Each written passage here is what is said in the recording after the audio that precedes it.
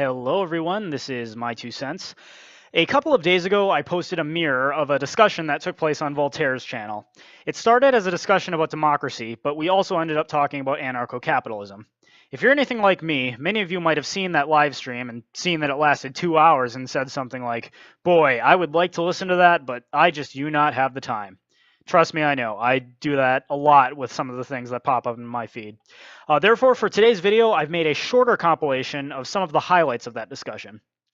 Now, Alex Great, who is a statist, voiced some of his concerns about an AnCap society. Specifically, he was concerned that an AnCap society would be easily overthrown by a tyrant rising up from within.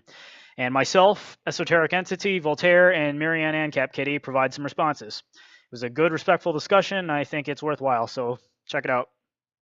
Good. So you think our... Go ahead. You think our Alexander, you think our problem with our democracy is more so on a superficial level, if anything else?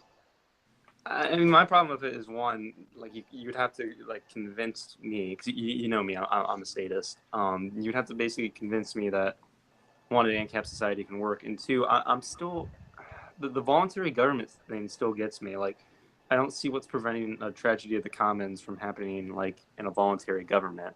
Is it just the difference that you're technically consenting to it? Well, yes, there's that, but you also there can be no initiation of force against the citizens by the government. With taxation, taxation is just a legalized form of theft, and I've heard people try to. You try to argue against this, but think about it. If somebody holds a gun to your head and says, "Give me your money," that's called theft. If you don't pay your taxes, men with guns come and take it from you. Now, there are some, you certainly can argue that it's a necessary evil, and some people do argue that, but nonetheless, taxation is theft. I think the difference would be, in an ANCAP society, no one could be forced to pay if they didn't want to.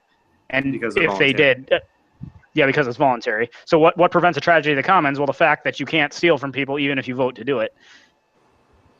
Wait, couldn't people just consent to being taxed, though? I'm still not wrapping my head around this. Well, consent, that's called paying for a service. I mean, if I consent to being taxed, I mean, that means I'm voluntarily giving my money to someone in exchange for a service. So that's not taxation. That's just, the exchange of goods in a free market. So by the way you're defining paying for a service, you're basically saying, say you have a voluntary government, and then you consent to being taxed to provide services.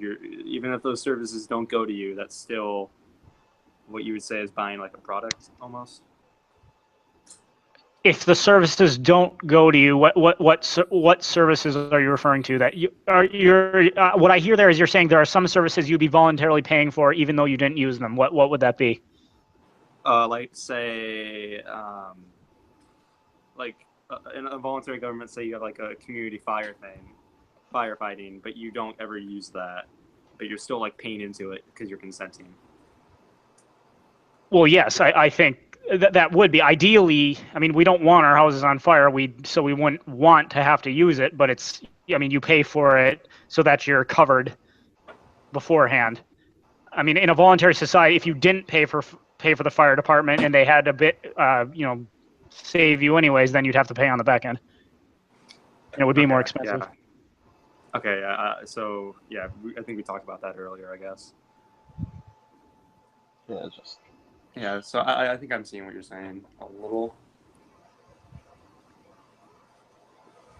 I'd say the consequences are pretty harsh for taxation.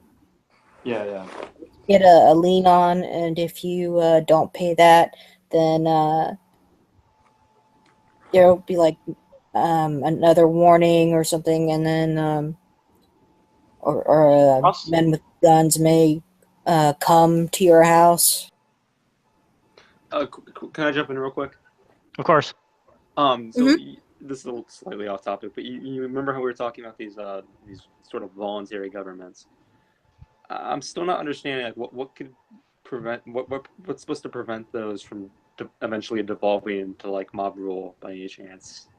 Yes. Okay, quick answer to your question. I think so you're saying you still keep using the term voluntary government. I think that's kind of an oxymoron, but you're saying in an AnCap society, what prevents it that's from? what I'm referring to. Yeah. Okay, sorry. what prevents it from devolving into mob rule? Yeah. Okay, well, I would answer to answer the question. I think one thing I do want to be careful about is I think like communists are very will very commonly present their argument like saying if we just adopted a communist society, everything would be perfect. And I think unfortunately some people view ANCAPs as thinking if we just had an ANCAP society, everything would be perfect.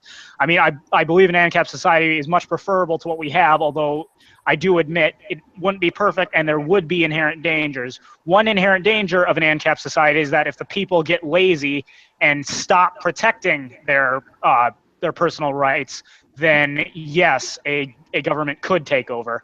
So I guess the weakness of an ANCAP society is it does depend on people taking their property rights seriously and protecting themselves from oppressors. If people just got lazy and stopped doing that, then yes, the society would be overrun. But that's the thing with an ANCAP society, though, is that as a society, it sort of forces you to not be lazy, and it forces you to look out for yourself.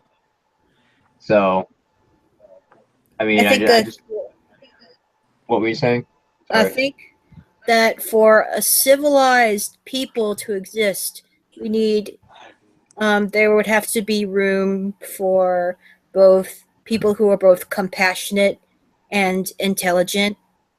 One virtue without the other brings disaster. Well, ANCAP society need to be a high trust society. That's what you're saying.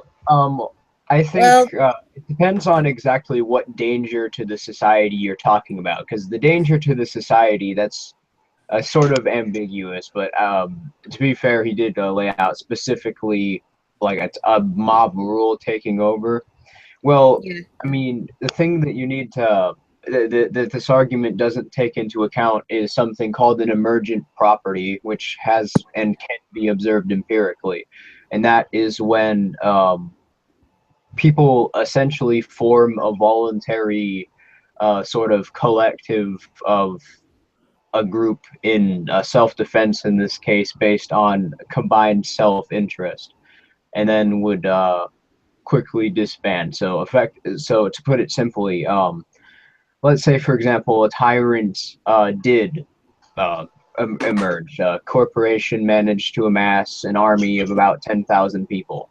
And we'll say the entire world is ANCAP in this situation, because this is assuming this is a fully anarchist society. That corporation, that one entity with like 10,000 soldiers, would be up against billions of people. Billions.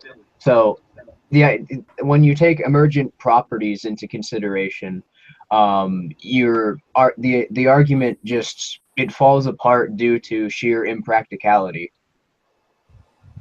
Mm-hmm. And like I was saying earlier, the only way that Tyrant, his corporation could succeed is if the people didn't fight back. But I don't, in an ANCAP, like Esoteric was saying, in an ANCAP society, it would already be well understood you have a right to defend yourself. So unless he could somehow succeed in scaring billions of people into thinking they shouldn't fight back, and admittedly, in theory that's possible, but I can't see how he'd be able to succeed at doing it. There's billions of us, and there's a few thousand of them, so it's really not. Strength in numbers. I don't see what's preventing, like, what I'm not understanding is, like, how the issue of, like, democracy cannot, like, apply to that same situation. Like, so say, you were saying that, just in case I don't want to straw man you, Esoteric, but you were saying that there's nothing for those corporations to convince people to not fight back. You were saying that? Well, no, that was me. I was saying that if the tyrant who had risen in Ancapistan, if somebody wants to essentially overthrow Ancapistan and create and put himself in charge, create a new state, the only way he could do that is if he had enough force to overcome people defending themselves, protecting their property rights. Now, I said in theory, if he could somehow convince everyone that he's so big and tough that if they try to fight back, they'll just lose their lives, so that everybody, voluntarily gives him their stuff, I mean, then yes, he could successfully overthrow the AnCap society and install himself as a dictator. But what I'm saying is, I can't imagine, in an AnCap society, I can't imagine how he would do that, because everyone would be armed, everyone would know they have the right to defend themselves against the initiation of force, and there's thousands, like Esoteric was saying, there's thousands of them, there's billions of everyone else. And even if we want to scale that down, a smaller AnCap society, there's 100 of them and there's 1,000 of everyone else, that point still stands. I know live streams don't always have the greatest audio quality, but I thought these were some excellent points of discussion. As always, though, I'd like to hear from you. Go ahead and leave a comment below if you have any thoughts of your own. That is my 2 cents. Take it for what it's worth. Thanks everyone for watching. If you liked this video, please hit like and subscribe. You can also hit the bell to ensure you're notified every time I upload a new video. Also, if you like my channel, please consider becoming a patron so I can ensure that I have the time and resources to keep putting out content.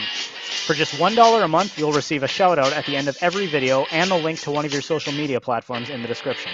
Also, once I make it to $5 a month total, I'll release the lyric video to Social Justice Warriors, my parody song of The Warrior. You can also follow me on Twitter, Minds.com, VidMe, and WordPress. Uploads are every Tuesday, Thursday, and Saturday, so stay tuned for more videos.